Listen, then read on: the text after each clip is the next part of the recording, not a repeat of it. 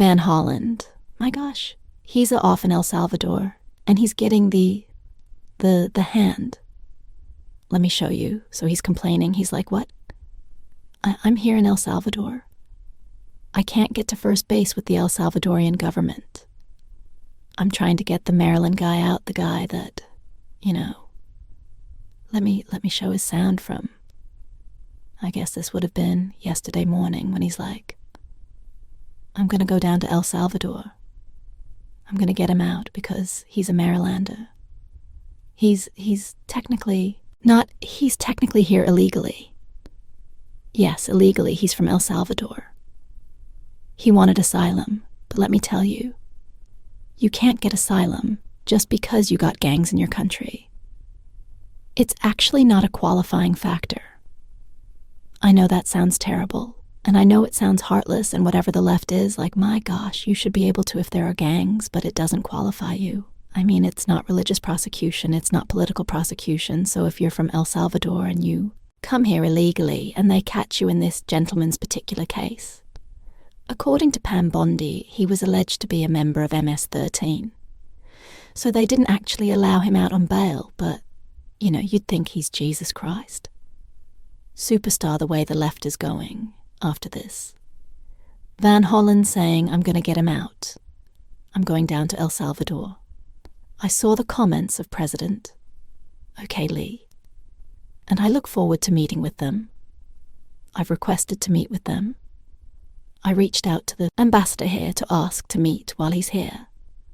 But I've also made clear, if we can't meet here, I do intend to go to El Salvador to discuss the reliefs of this individual who is illegally detained, a Maryland man who's the father of 3 in a notorious prison in El Salvador. And I believe the president of El Salvador will recognize why it's important to allow him to return to the United States of America. Because it is absolutely unjust and illegal to have this Marylander detained one more day in a notorious prison in El Salvador. Of course, President Trump could have just said, bring him home. Of course, he could have done that. But this is an administration that is lied about. Mr. Garcia, right? The Vice President of the United States tweeted out that he had a criminal record that was a lie. They're just lying. They've gotten caught lying. They don't want to admit it, and they have an obligation to bring him home. But I will say the President of El Salvador should not now take it upon himself to say that he is detaining him for one more day, because that is kidnapping. I understand that the Attorney General said that we would provide a plane to bring him home. So all the President of El Salvador has to do now is hand over and release an innocent man, and let him come home to his family, okay? Innocent, innocent, innocent. Like I said, Jesus Christ superstar here. So that was yesterday, and there's like a fire under Van Hollen's feet. I forget about what happened when the poor Maryland woman died. Actually hands of an illegal migrant. But we won't talk about that now. He didn't have much to say back then. But now he's like on a plane down there to El Salvador. But he's getting the hand. They're like, sorry, we're not going to do this. Here we go. I also told his wife and family that I would try to meet with Mr. Abrigo Garcia while I was here. So I asked the Vice President if I could meet with Mr. Abrigo Garcia. And he said, well, you need to make earlier provisions to go visit Seychelles. I said I'm not interested at this moment in taking a tour of Seattle. I just want to meet with Mr. Abrigo Garcia. He said he was not able to make that happen. I asked. He said he needed a little more time. I asked him if I came back next week, whether I'd be able to see Mr. Abrigo Garcia. He said he couldn't promise that either. So I asked him if I could get on the phone, either video phone or just a phone, and talk to Mr. Abrigo Garcia, so I could just ask him how he's doing, so I could report back to his family. He said he could not arrange that. He said maybe if the American embassy were to ask, maybe that could happen. So I will certainly ask the American embassy to ask the government of El Salvador to connect us by phone. I asked him how about his family. How can he talk to his wife so that she can hear his voice answer? I assume is no, I let him know that the family has requested that, yeah. Okay, so he's not getting anywhere with El Salvador, which is kind of interesting. They're just not participating in this. I spoke with one source yesterday who was of the belief that El Salvador may actually have something on this Garcia guy. We don't know. All right. This is just what a source reported back to me. And so remember, like in this entire... And look, I get it, they want to pull on your heartstrings. Oh, he's a father. He's this, he's that. Look, he was here legally. He had been picked up by law enforcement here in the US. They wouldn't let him out on bail. For what reason? Because they believed him to be a member of MS-13. Now the judge in this particular case is saying, well, we need more proof. We need this, that, and the other. We also want Pam for you to show us how you're trying to get him out of this prison in El Salvador. And she's like, yes, see ya, I'm not doing it right. Go pound sand, you all. Because we don't have to. Because there's this little thing called the 1798 Aliens Act, which basically allows the President of the United States to expel or deport anyone that is believed to be here, and to be a threat to the United States. So they're saying, well, you gotta prove that he's MS-13. And Stephen Miller, I'm gonna play his sound again. Some of you have heard it on this show, but it's really compelling, and he really lays out the argument well here, because what he's saying is no. They don't actually have to prove any of that because they deported him back to El Salvador. Okay, so maybe they didn't intend to send him to the prison. He doesn't actually say that I'm adding that in. But the reality is he's now in El Salvador, which is his home country. And so it's not really the United States' place at this point to be interfering. Stephen says it. Well, so I'll let him articulate it. No. One DOJ said, a federal court cannot compel the executive branch to engage in any mandated act of diplomacy or incursion upon the sovereignty of another nation. So your argument is that you don't have to bring him back home. But will you? So I want to correct. I hate to do it, Bill. But I gotta correct you on every single thing that you said.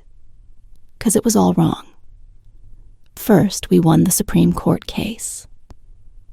Clearly, 9-0. A district court judge said unconscionably that the president and his administration have to go into El Salvador and extradite one of their citizens, an El Salvadorian citizen.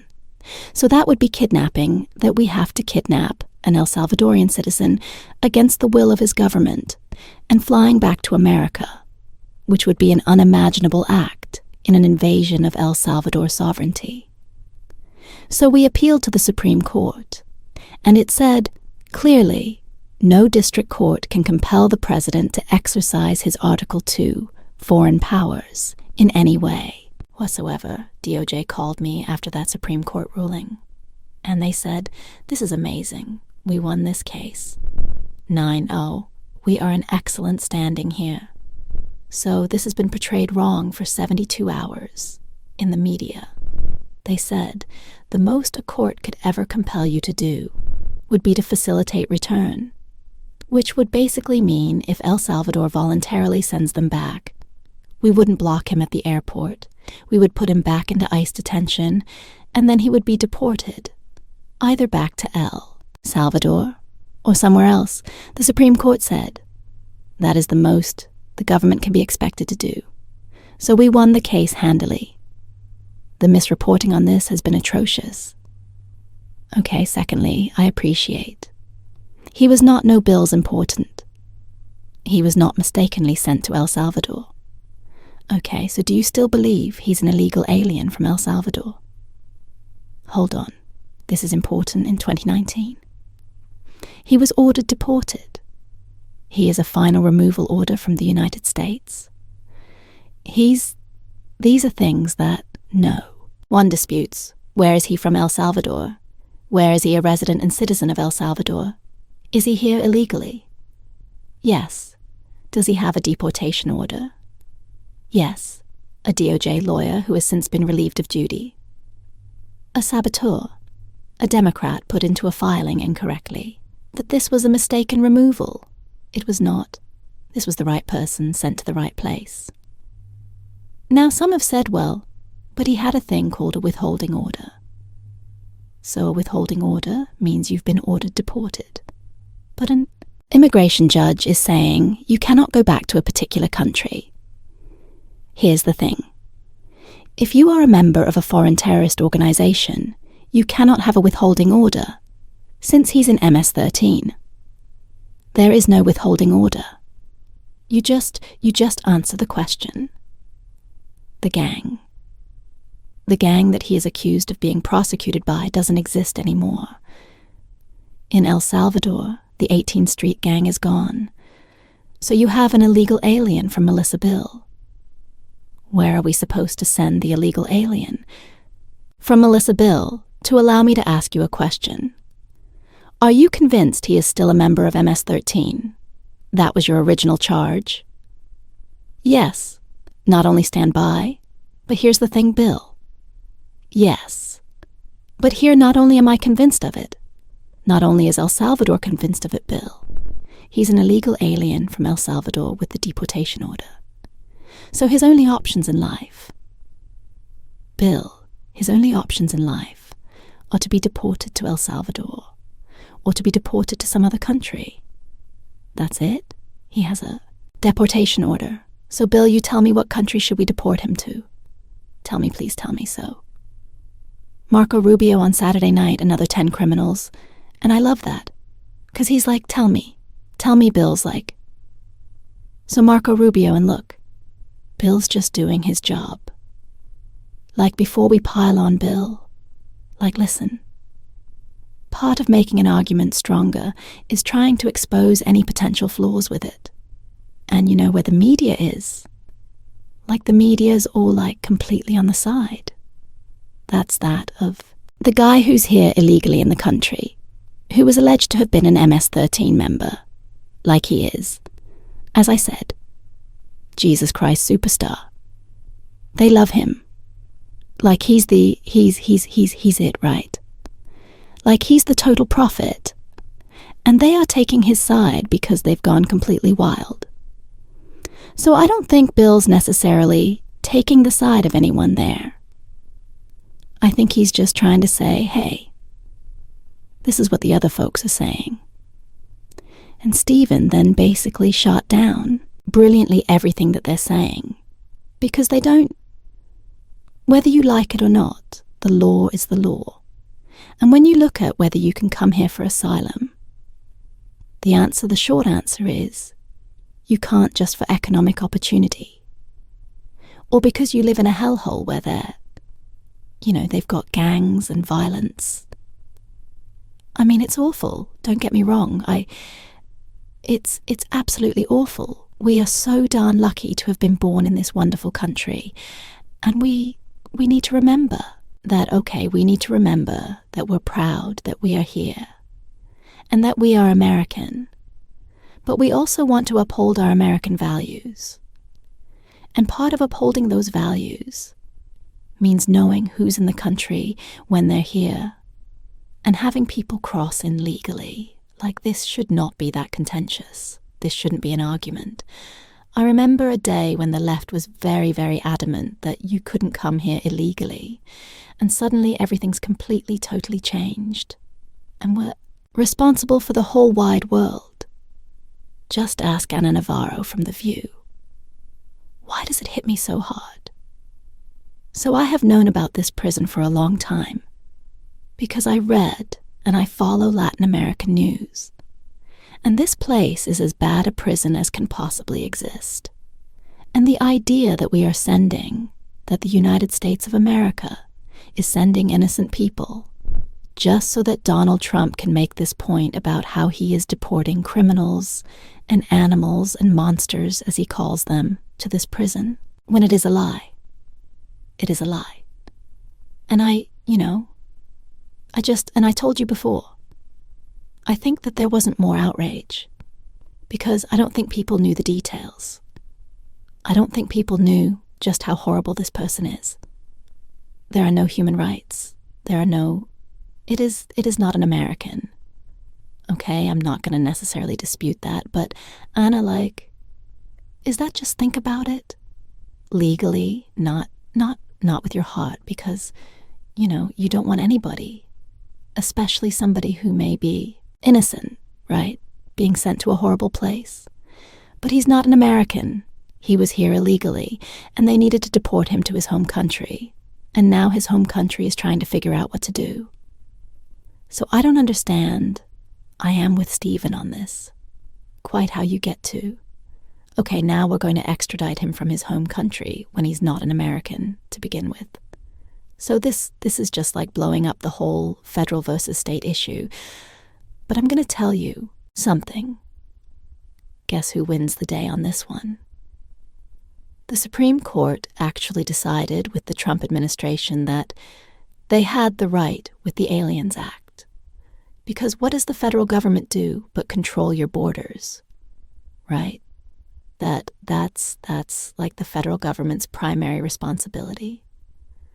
So for all these sanctuary city people out there in New Jersey, by the way, Lena Hova's going after you, Phil Murphy for Kathy Holcomb, and Letitia James Pembandy's going after you.